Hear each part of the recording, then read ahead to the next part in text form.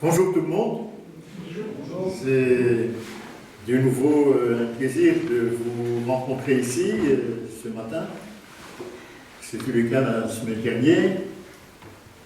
Nous avons approfondi ce thème que nous traitons ici depuis un certain temps, qui se trouve, ce thème général qui nous conduit dans nos réflexions, se trouve dans Apocalypse chapitre 14 et le verset 4. Suivre l'agneau partout il va. C'est ce thème fondamental là. Si on ne comprend pas ce que cela veut dire, suivre l'agneau, on est totalement perdu. Et dans un premier temps, donc nous avons suivi l'agneau dans sa pérégrination autour et dans le tabernacle. D'abord, Jésus a vécu parmi le peuple, en dehors du tabernacle. Nous avons traité cet aspect des choses, comment Jésus a mené une vie parfaite. Elle n'est pas là, Anne, mais elle a posé cette question, quelle est la nature du Christ pour pouvoir mener cette vie? Elle a posé cette question, mais elle n'est pas là. Mais des enfants. Ah bon, alors, pour ce qu'elle sera là, je vais lui donner juste un verset, mais il y a d'autres versets. Et sabbat dernier, nous avons traité la question Jésus, victime expiatoire sur l'autel. Il commence à rentrer dans le tabernacle.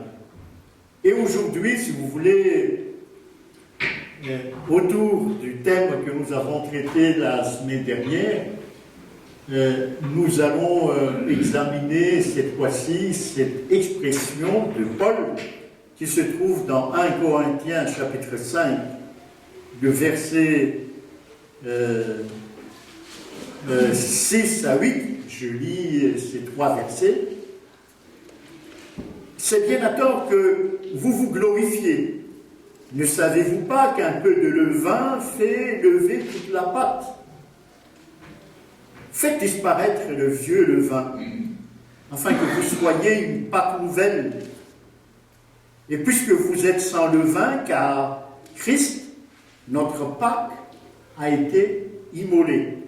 Célébrons donc la fête, non avec du vieux levain, non avec un levain de malice et de méchanceté, mais avec des pains sans levain de la pureté et de la vérité. Le levain, dans le langage de Paul ici, c'est tout simplement les imperfections.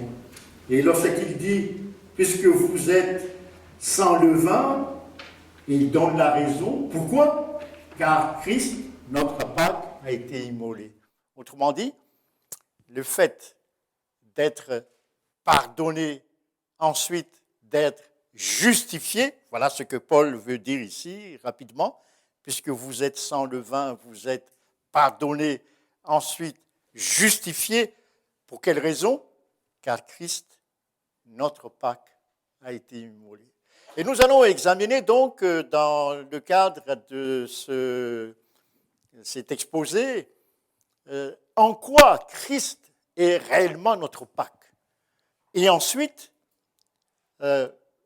pourquoi cette condition, Christ est notre Pâque, est une condition nécessaire et suffisante pour être pardonné et ensuite pour être justifié, autrement dit, pour être sauvé.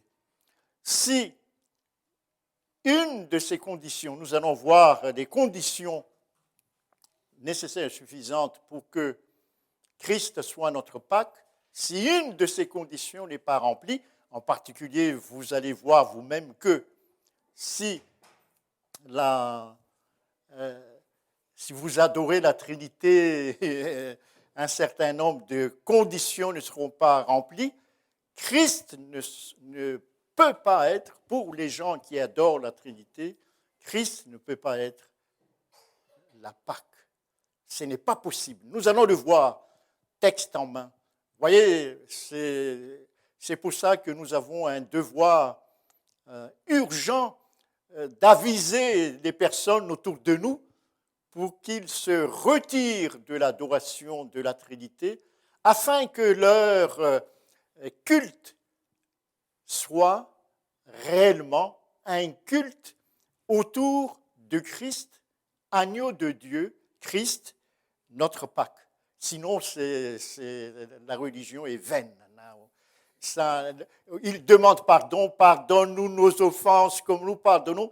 Mais si le Dieu qu'ils adorent ou le Christ qu'ils adorent, le Christ trinitaire, cette demande de pardon n'a aucune raison d'être. C'est ce que nous allons voir. Nous allons voir sans faire la théologie. J'insiste beaucoup là-dessus. Lorsque je parle ici ou ailleurs, je m'appuie intégralement sur la parole de Dieu. Jamais faire la théologie. Puisqu'aujourd'hui, j'ai des livres, et c'est triste, enseignés à notre école ici, etc., des théologiens qui disent que Christ n'est pas notre substitut. C'est vraiment, alors, on va très loin. Comment voulez-vous que les gens qui sortiront de là, qui vont être pasteurs quelque part, ils sont nourris de ces idées-là et ils vont le prêcher dans leur communauté et les gens de la communauté vont adorer un faux Christ.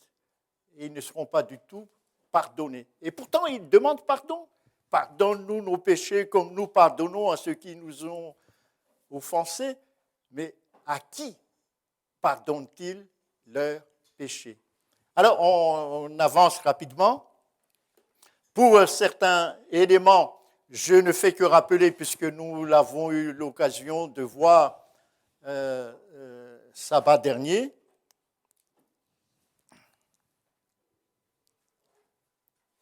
Alors, il y a un principe fondamental d'interprétation avec quelques textes seulement que nos pionniers ont utilisés pour interpréter beaucoup de textes prophétiques. Par exemple, les deux premiers qui sont ici, c'est pour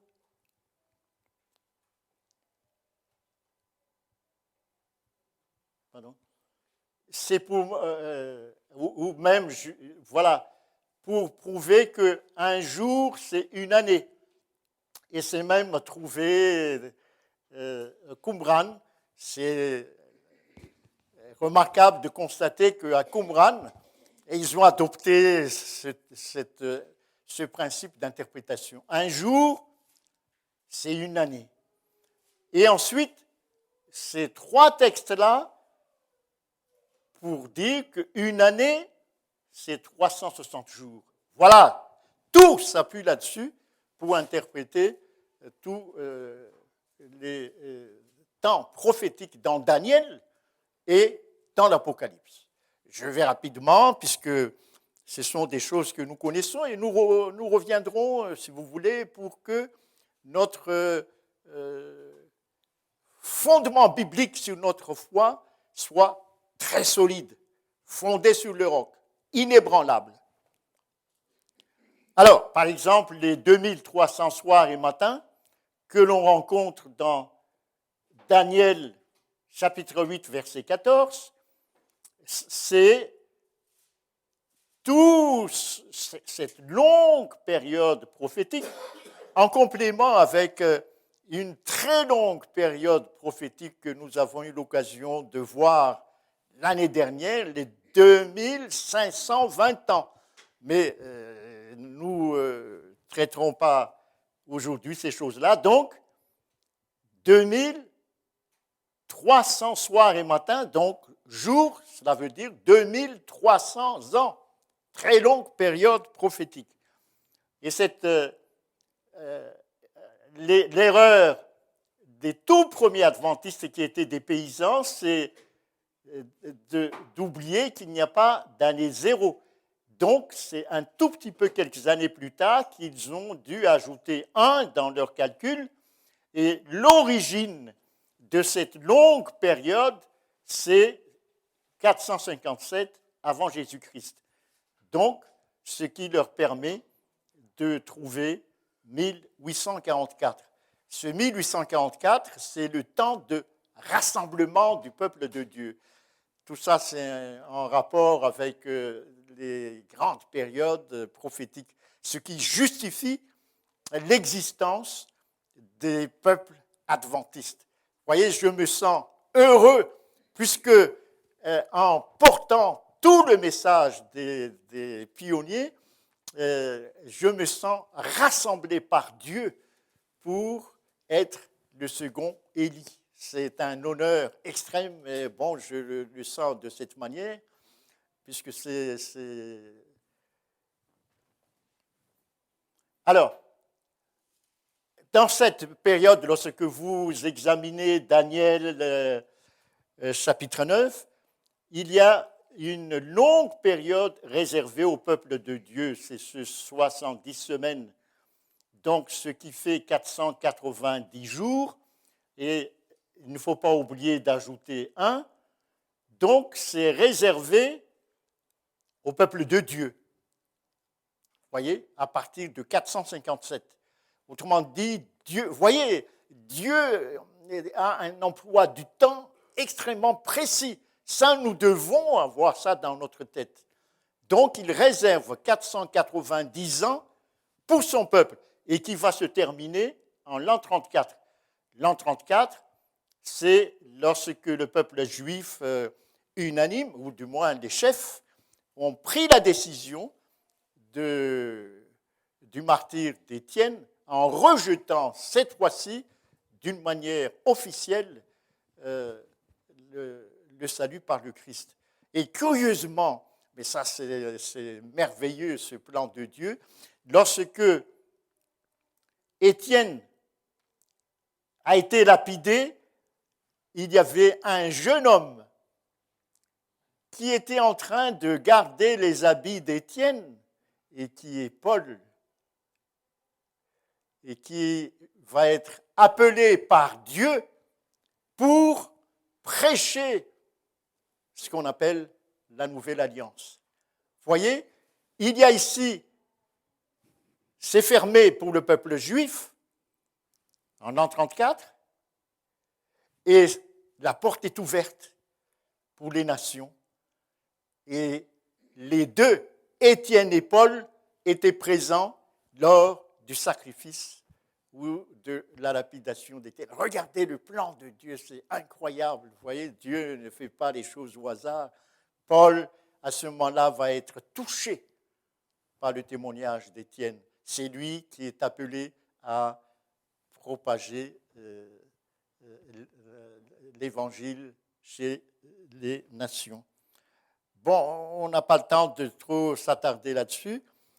Voilà le début du ministère du Christ. C'est de nouveau à partir de l'origine de cette longue période de 2300 ans, à partir de 457 avant Christ. Ça aboutit à 26, mais ne jamais oublier d'ajouter 1, puisqu'il n'y a pas d'année zéro. Donc, le baptême du Christ se situe entre l'an 27 et l'an 28. C'est là. Voilà donc cette longue période, très importante, qui aboutit à 1844, date à partir de laquelle Dieu rassemble son peuple, le deuxième Élie. Et ici, temps de grâce pour le peuple d'Israël, et à partir de là, rejet définitif du peuple d'Israël.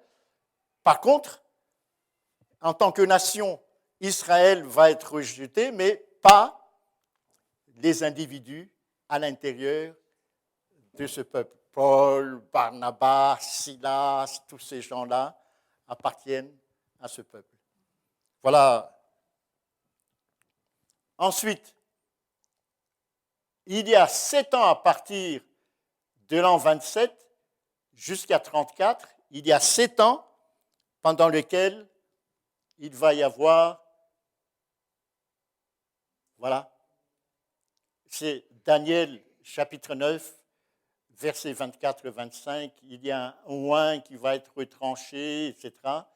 Ça se situe exactement là.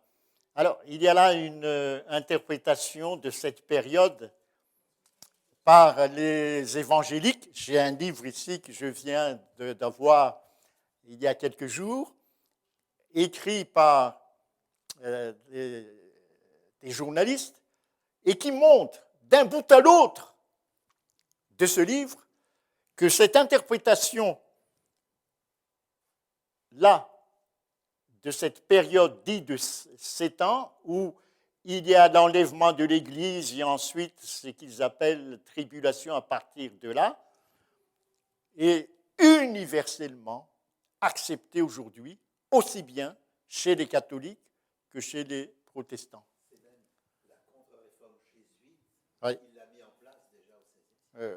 C'est incroyable, oui. Bon, je n'ai pas le temps de m'attarder là-dessus. Alors, dernière semaine avec les disciples.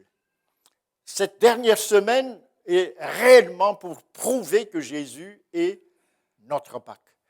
Donc, dans Jean chapitre 12, verset 1, 6 jours avant la Pâque. Vous voyez, ces chapitres qui suivent le chapitre 12 sont des chapitres clés pour nous. Je vous recommande de lire et relire. Ensuite, le lendemain, ensuite, l'heure est venue. On s'approche donc de la crucifixion. Ensuite, chapitre 13, verset 1, avant la fête des Pâques, c'est-à-dire la veille de la crucifixion. Ensuite, le Fils de l'homme a été glorifié et Dieu a été glorifié en lui. Donc on est... dans le chapitre 14, une révélation très importante sur le Saint-Esprit. Juste la veille de la crucifixion, chapitre 14, Christ a prouvé, a révélé aux disciples que le Saint-Esprit, c'est lui-même, c'est Jean chapitre 14 et le verset 18. Je ne vous laisserai pas orphelins, je viendrai à vous. Ça, j'extrais juste un verset, mais tout le chapitre 14 montre que le Saint-Esprit, c'est lui-même. Il révèle ça juste la veille de la crucifixion. Jean chapitre 16, encore un peu de temps et vous ne me verrez plus, donc il annonce réellement sa mort. Jean chapitre 17, verset 1, c'est sa dernière prière. Après avoir ainsi parlé, il dit « L'heure est venue », sa dernière prière, et il va à Gethsémani. Et il termine cette prière, « Et maintenant, je vais à toi ». Voilà, donc, et Jean chapitre 18, verset 1, lorsqu'il lui dit ces choses, il alla avec ses disciples de l'autre côté du torrent de Cédron, c'est-à-dire dans le jardin de Gethsémani. Nous sommes ici juste le jeudi soir. Il va être crucifié le vendredi. Il est l'agneau de Dieu. Donc, Jean chapitre 18, verset 18, il faisait froid. Cela veut dire que c'est la nuit.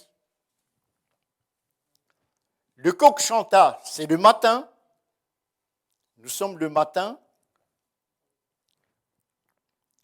Et c'est confirmé, c'était le matin afin de pouvoir manger la Pâque.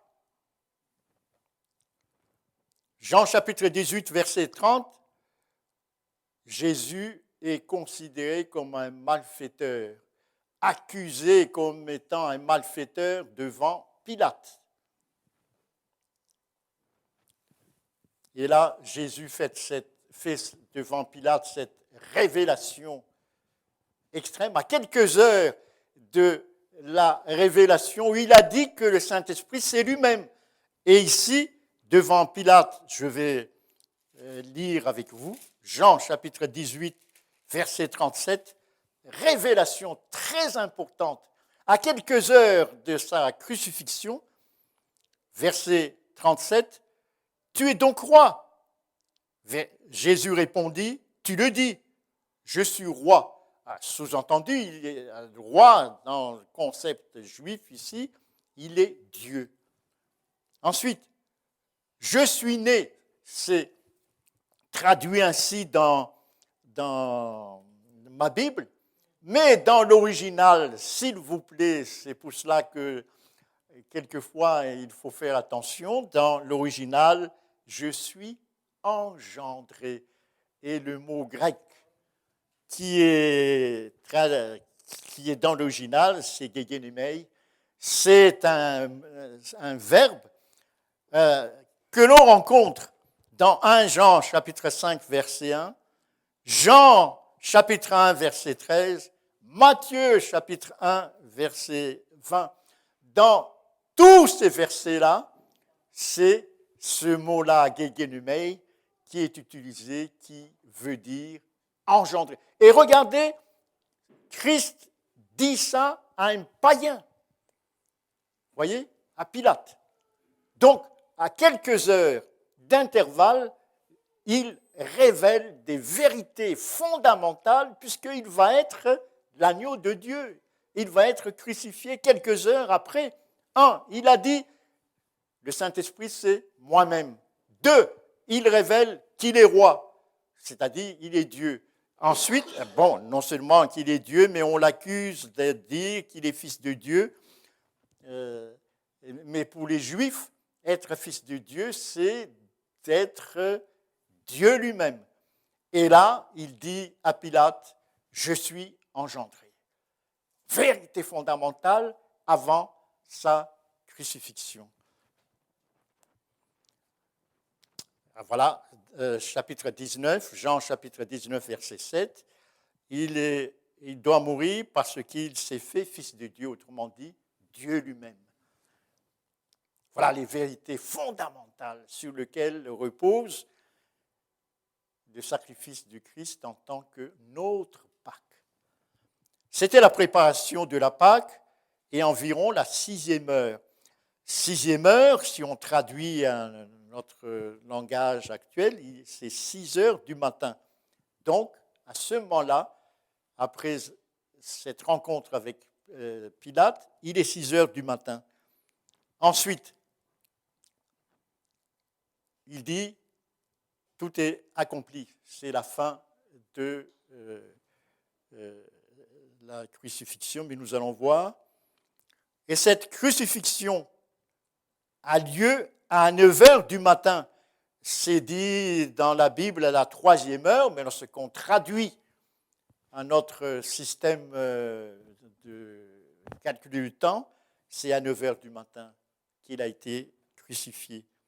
Ensuite, les ténèbres couvrent toute la terre depuis la 6e à la 9e heure, traduit à notre système horaire, c'est depuis midi jusqu'à 3 heures de l'après-midi. Oui. Et ensuite, à la 9e heure, il rendit l'esprit. C'est le moment du sacrifice du soir dans le système lévitique. Autrement dit, là, respect total de l'heure et du texte lévitique. Sacrifice du soir à 15 heures. À 15 heures, la 9e heure. Donc, c'est exactement ce qui est dit dans la Bible. Regardez ce que la Bible dit, ce respect détaillé de tout ce qui est marqué dans la Bible. Et ensuite, le voile se déchira en deux depuis le haut jusqu'en bas. Il n'est pas dit depuis le bas jusqu'en haut, mais c'est depuis le haut jusqu'en bas. Ceci vient donc d'en haut. C'est fini. Tous ces systèmes sacrificiels réels, avec des animaux, etc., c'est fini. Puisque l'agneau de Dieu, le véritable, vient d'être immolé à 3 heures de l'après-midi ce vendredi-là. Il y a donc, je reviens là-dessus, des révélations très importantes. Dans Jean chapitre 12, verset 1, c'est dit 6 jours avant la Pâque. Cela veut dire le dimanche. Le Nissan, c'est le nom de ce mois-là. Nous sommes le 9 Nissan de ce mois. 6 jours avant la Pâque. Chapitre 13, verset 1. Avant la Pâque, c'est la célébration de la Pâque. Nous sommes le 13 Nissan. Vous voyez, il y a donc entre le 9 Nissan et le 13 Nissan, combien de jours? 4 jours. Et c'est comme ça, Exode chapitre 12, que les Israélites doivent immoler la Pâque. Tout ça, c'est biblique. 14, verset 1, croyez en Dieu et croyez en moi. Il dit, chapitre 14, sur le Saint-Esprit, je viendrai à vous, je m'en vais et je reviens vers vous. Il dit en rapport avec le Saint-Esprit. Ça, c'est le Saint-Esprit. Révélation très importante. Lorsque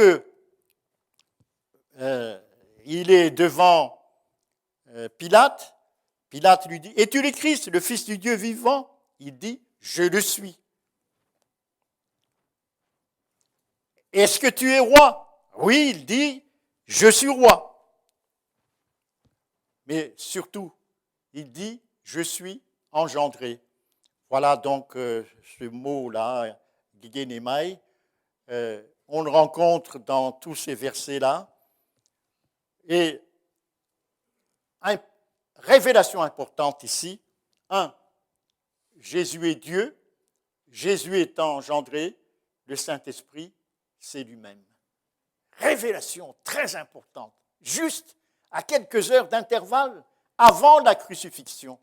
Jésus ne veut pas que les futurs disciples soient enténébrés sur ces grandes vérités, sur la notion de pardon surtout. C'est ce que nous allons voir. Voilà tous les événements autour de la crucifixion, à 3 heures de l'après-midi, etc.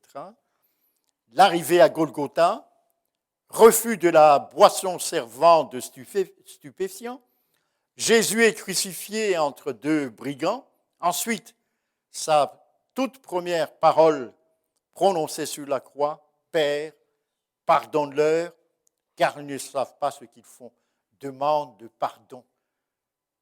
Sous-entendu, je suis l'agneau. Et je te le demande de donner à croire à ces 3 conditions pour qu'ils obtiennent réellement, véritable pardon. Ensuite, les soldats se partagent ses vêtements, les Juifs l'injurient, les brigands l'insultent, mais l'un d'eux se répand et croit. Après cela, la seconde parole prononcée sur la croix, je te le dis en vérité aujourd'hui, il y a un problème de virgule ici, tu seras avec moi dans le paradis. Il ne dit pas, je te le dis en vérité, virgule, aujourd'hui tu seras avec moi dans le paradis, pas du tout. Il n'a pas dit ça. Ensuite, la troisième parole prononcée sur la croix, femme, voilà ton fils, voilà ta mère. Pourquoi Jésus a d'autres frères et sœurs, Jacques, Josué, etc., voilà des noms mentionnés dans la Bible.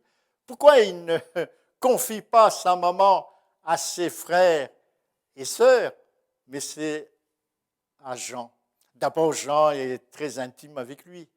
Ensuite, probablement, ses frères et sœurs, je viens de nommer là quelques-uns, Jacques, Josué, etc., ne sont pas, ne sont que des demi-frères.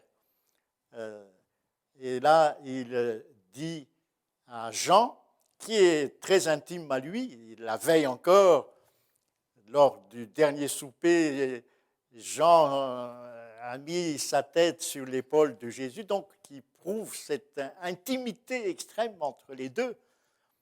Et il dit, voilà, prends à ma place, occupe-toi de ma mère. Voilà, et il remet ou renvoie son esprit, il décède. Le jour de la crucifixion.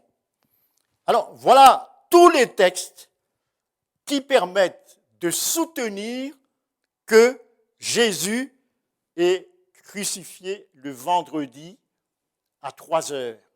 Juste exactement l'heure où l'on tue, dans le système lévitique, l'agneau exactement à ce moment-là. Donc, il n'y a pas de hasard. Hein. Tout est calculé par Dieu. C'est incroyable comme la vérité est fondamentale, les amis, et que nous ne devons pas jouer avec la vérité. Hein? Ah oui, c'est incroyable. Oui. Oui, oui. Ensuite, il est notre substitut. Ah, ça, c'est un élément théologique qui est remis en question aujourd'hui. Et voyez, dans les églises protestantes, catholiques, et ça pénètre chez nous dans l'église adventiste, on remet en question cette vérité fondamentale qu'il est notre substitut. Comment voulez-vous que les gens puissent être pardonnés entièrement si, dans leur conception de la vérité, il y a des flous de ce genre? C'est pour ça que dans la plupart des religions, ce ne sont plus que des formes, mais la force spirituelle réelle manque, puisqu'il n'y a plus un véritable pardon, ni véritable justification, et partant, plus de réelle sanctification. Ça, c'est une citation d'Ellen White. Ce qu'il y avait de plus important dans les sacrifices quotidiens, c'était les sacrifices individuels. Le pécheur repentant amenait son offrande à la porte du tabernacle, c'est le cas pour Jésus, et plaçant sa main sur la tête de la victime, transfert du péché, il lui transférait symboliquement ses péchés à l'innocent sacrifice. Il faut qu'il y ait transfert. Et ensuite, il faut que le sang soit versé pour qu'il y ait un pardon réel. Alors, c'est ici que je m'attarde un tout petit peu, si vous voulez, l'agrément de la victime expiatoire. Il faut que cette victime soit agréée. Disons par exemple dans Lévitique, Exode chapitre 12, verset 5 d'abord, puisque c'est à ce moment-là que la Pâque, Exode chapitre 12 et le verset 5.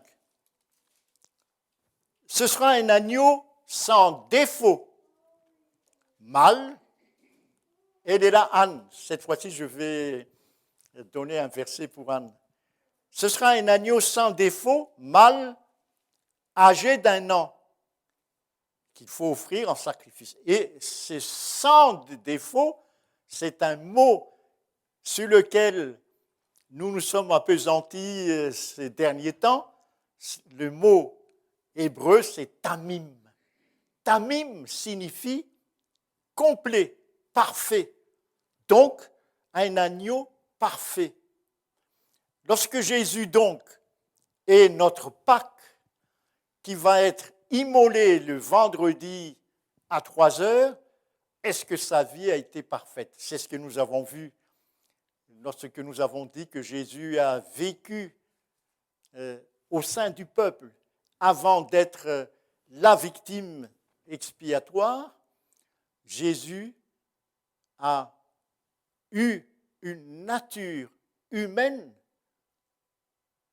semblable à celle d'Adam après le péché. Et voici le texte Anne. C'est juste pour Anne, il y a d'autres textes, mais celui-ci est capital. Allons-y. Puisque là aussi, c'est remise en question.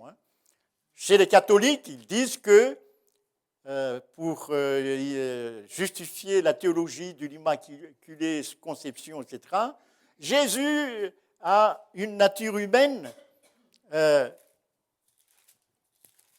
avant le péché d'Adam. Et les protestants disent exactement la même chose. Et maintenant, influencés par toutes ces théologies, on enseigne dans la théologie adventiste aujourd'hui que c'est exactement la nature du Christ. Voici donc pour Anne, puisqu'elle a posé cette question et je lui ai promis. Dans Hébreux, chapitre 2, verset 17. Et il faut l'apprendre par cœur, puisque ce texte est très important. Hébreux, chapitre 2, verset 17. Je lis très lentement. En conséquence, il a dû être rendu semblable. Vous voyez le qualificatif ici. Il a dû être rendu semblable. En quoi? En toutes choses. À qui? À ses frères. Et pour quelle raison? Afin qu'il fût un souverain sacrificateur, miséricordieux et fidèle dans le service de Dieu, afin de faire quoi? Pour faire l'expiation des péchés du peuple, autrement dit le pardon, justification, sanctification. Eh oui, s'il avait une nature parfaite, il est sans défaut, etc., je ne peux pas lui faire confiance pour le suivre l'agneau partout où il va. Mais comme il connaît mes faiblesses, il est rendu semblable en toutes choses à moi, avec mes faiblesses et tout, je suis encouragé à suivre l'agneau partout où il va dans mon pèlerinage terrestre. Mais surtout, dans Hébreux chapitre 4, verset 15, car nous n'avons pas un souverain sacrificateur qui ne puisse compatir à nos faiblesses. Au contraire, il a été tenté comme nous en toutes choses, c'est en cela qu'il est tamim, autrement dit parfait, sans commettre de péché. Il avait la même nature que moi, avec tout ce que j'ai comme fragilité, etc., mais il n'a pas commis de péché. C'est marqué là. Vous voyez? C'est en cela qu'il est notre exemple. Notre exemple, non pas avec nos propres forces, non, mais avec le Saint-Esprit. Il dit que c'est lui-même, ce Saint-Esprit, qu'il va insuffler en nous pour que nous puissions vivre une vie comme il a vécu. Tamim. Vous voyez? Sans faute. Quel programme, les amis, c'est ça l'évangile en somme. Et si vous portez un couteau à ces vérités évangéliques, votre religion n'a plus de sens.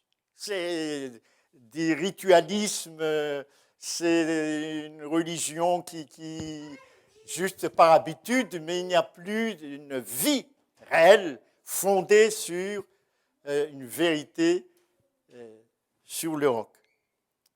Ensuite, il faut que votre agneau soit agréé. Ce n'est pas moi qui le dis, lisons dans Lévitique. Lévitique chapitre 19, verset 5. Lévitique 19, 5. Qu'est-ce qu'il est dit? Lévitique chapitre 19, verset 5. Quand vous offrirez à l'Éternel un sacrifice, ici d'action de grâce, mais c'est pareil pour les autres, vous l'offrirez en sorte qu'il soit, comment? C'est marqué là? Agréé. Chers amis, quelles sont les conditions pour qu'il soit agréé? C'est marqué là. Il faut qu'il soit d'abord tamim, c'est-à-dire parfait. Il faut qu'il soit engendré. Il faut qu'il soit fils de Dieu. En un mot, le Jésus trinitaire n'est pas du tout agréé comme sacrifice. Les conditions ici sont claires et nettes. Voyez, si vous adorez dans une église, etc., où vous faites partie, et que profession de foi de cette église est trinitaire, et qu'à un moment donné, dans la liturgie, vous demandez pardon, votre sacrifice n'est pas agréé. Puisque la profession de foi de la communauté à laquelle vous appartenez est une profession de foi qui n'est pas en relation avec Christ, agréé. Ce n'est pas moi, c'est le mot ici, en sorte qu'il soit agréé, vous voyez, accepté. Être pardonné. La victime d'abord doit être agréée, sinon il n'y a pas de pardon. Lévitique chapitre 19, verset 5. Ensuite, dans Lévitique, il faut poser la main sur la tête. Il faut qu'il y ait transfert de péché. C'est en cela qu'il est un substitut. Il me remplace. Il y a transfert de péché. Ensuite, le pécheur repentant doit égorger lui-même la victime. Il faut que le sang soit versé. Et je lis ce texte fondamental dans Hébreux chapitre 9, le verset 22. C'est un texte qu'il faut connaître par cœur. Hébreux chapitre 9, verset 22. 9, verset 22.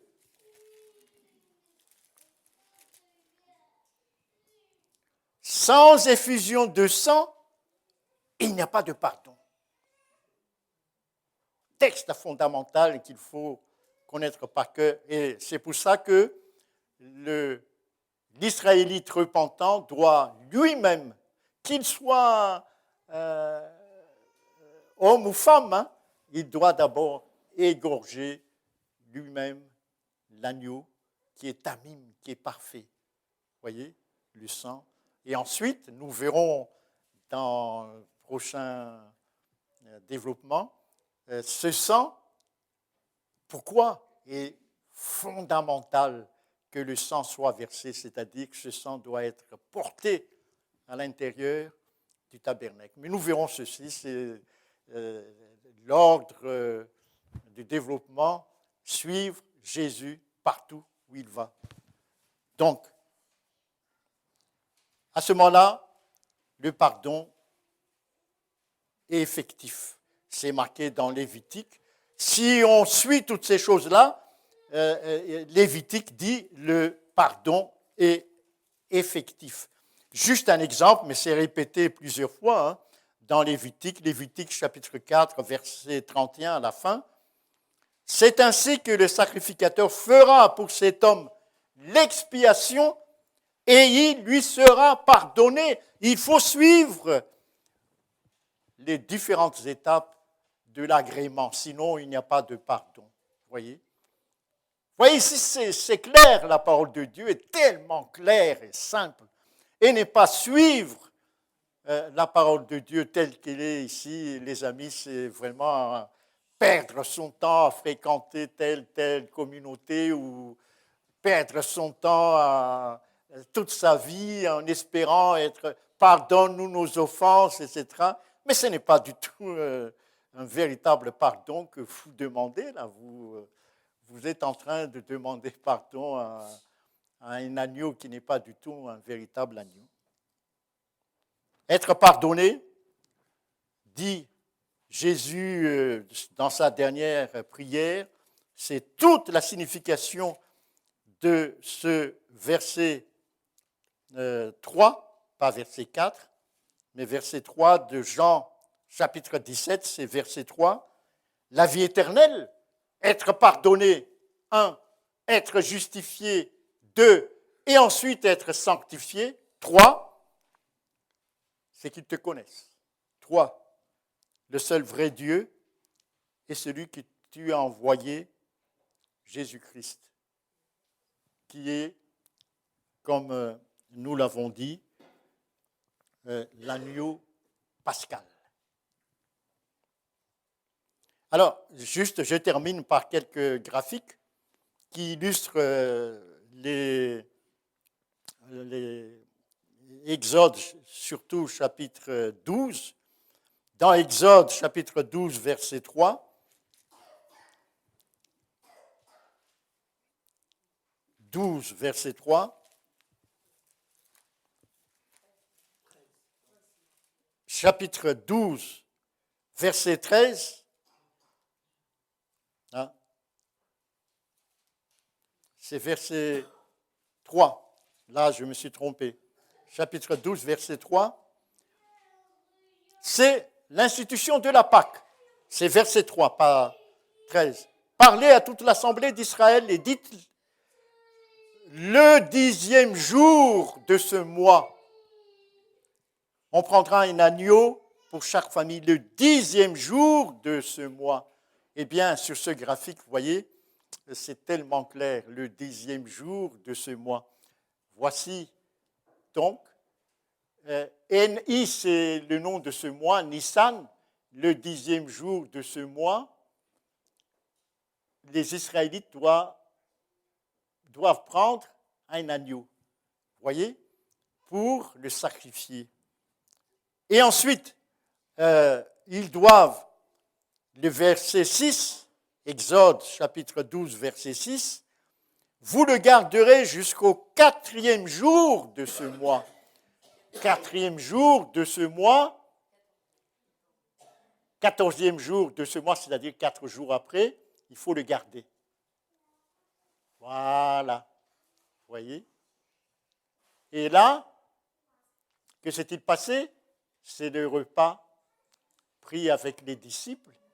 Et à ce moment-là, quelques heures après, Jésus va être livré au Sanhédrin et ensuite à Pilate et aux Juifs. Et ici, il va être crucifié. Autrement dit, voilà les 4 jours, l'agneau pascal. Vous voyez, la Bible est tellement claire, les amis, rien n'est au hasard. Et il va être crucifié ici, à ce moment-là, à 3 heures de l'après-midi. Et il va mourir plutôt. Il a été crucifié ici, à 9 heures du matin. Voilà l'agneau en question. Et c'est marqué là aussi, l'entrée triomphale. Il y a d'abord dans Jean chapitre 12, verset 1, il est dit, on va suivre juste ces quelques jours, Jean chapitre 12, verset 1, il est dit, 6 jours avant la Pâque. La Pâque est ici la Pâque. Vous voyez? Et 6 jours avant la Pâque, c'est 1, 2, 3, 4, 5, 6. C'est marqué là, 6 jours avant la Pâque, Jésus arriva à Béthanie. Alors attention, Jésus n'est pas arrivé à Béthanie le sabbat. Il est certainement arrivé ici à Béthanie le vendredi avant le sabbat. Mais Jean dit 6 jours avant la Pâque. Et ensuite, que s'est-il passé? Ici, le sabbat soir, c'est une petite réception organisée par Simon le lépreux et où Marie est venue avec un parfum de grand prix pour le verser sur Jésus, ensuite essuyer avec ses cheveux les pieds de Jésus. Ça s'est passé donc ici. Voilà. Et le dimanche, là, le dimanche, c'est l'entrée triomphale à Jérusalem, le Nissan 9. Il entre triomphalement, c'est ce qu'on appelle dimanche des rameaux. Il entre à Jérusalem et là, il y a énormément de choses qui se sont passées pendant ces quelques jours-là.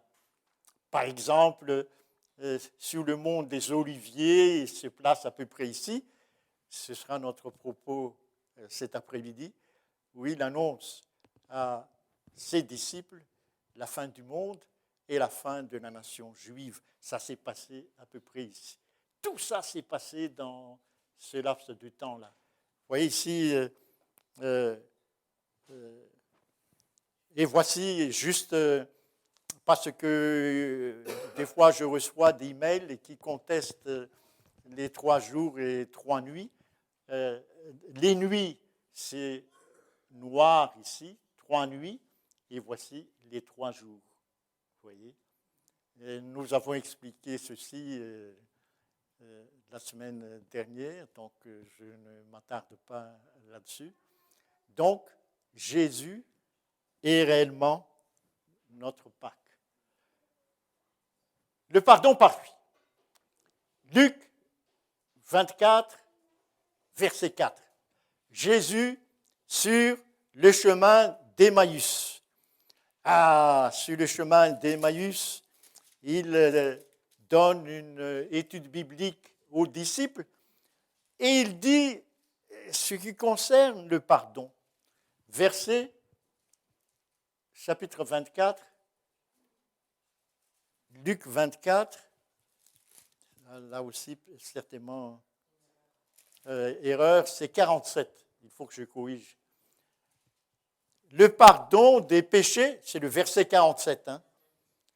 La repentance et le pardon des péchés seraient prêchés en son nom à toutes les nations, à commencer par Jérusalem. C'est lui qui l'a dit. Vous voyez? Donc, ceci est notre charge. Il faut que nous prêchions le pardon du péché. Mais ce pardon du péché doit d'abord être précédé lorsque nous parlons aux gens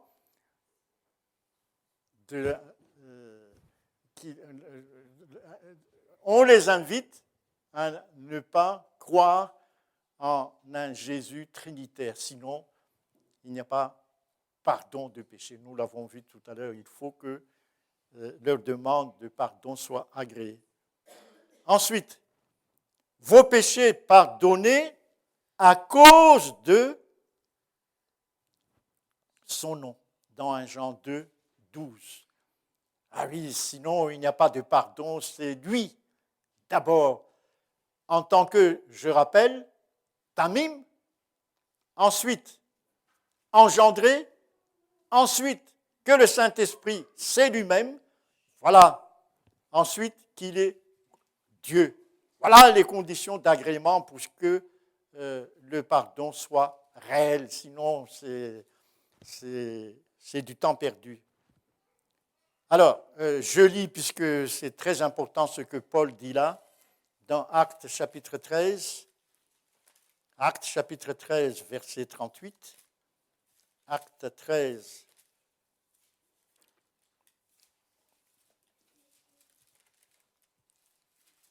verset 38.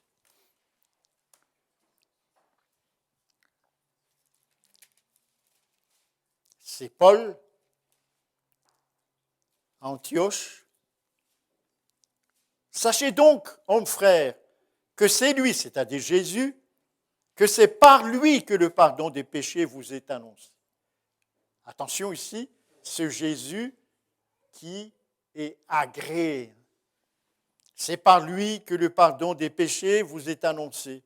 Et que quiconque croit est justifié par lui de toutes les choses dont vous ne pouviez être justifié par la loi de Moïse. Donc, 1, être pardonné, 2, être justifié. Alors, qu'est-ce que ça veut dire donc être sauvé? Être sauvé, à la lumière de cette étude que nous venons de voir, le Jésus trinitaire n'est pas l'agneau pascal et ne peut pas du tout pardonner. Donc, chers amis, c'est un privilège pour nous que de savoir qu'est-ce que cela veut dire être pardonné. Ensuite, être justifié et à partir de là, être sanctifié. C'est tout le ministère du Christ dans le tabernacle. Sinon, notre culte n'a aucun sens. Vous voyez, le christianisme tel qu'il est, malheureusement, adore de faux dieux. Et dans les liturgies, que ce soit catholiques, évangéliques, protestantes, adventistes, ils prient cette prière de Jésus, pardonne-nous nos offenses, comme nous pardonnons à ceux qui nous ont offensés. Il s'adresse à un agneau qui n'est pas du tout agréé par Dieu. Non. Autrement dit, leur pardon n'est pas du tout effectif. Alors, annonçons ceci autour de nous. Et c'est pour ça que la Bible nous dit, l'amour du Christ nous presse pour que nous fassions fonction d'ambassadeurs, pour que les gens connaissent réellement être pardonnés. Et ceci va entraîner un changement total dans leur vie. Sinon, il n'y a pas de changement. Pas du tout. Voilà. Je vous remercie de votre patience.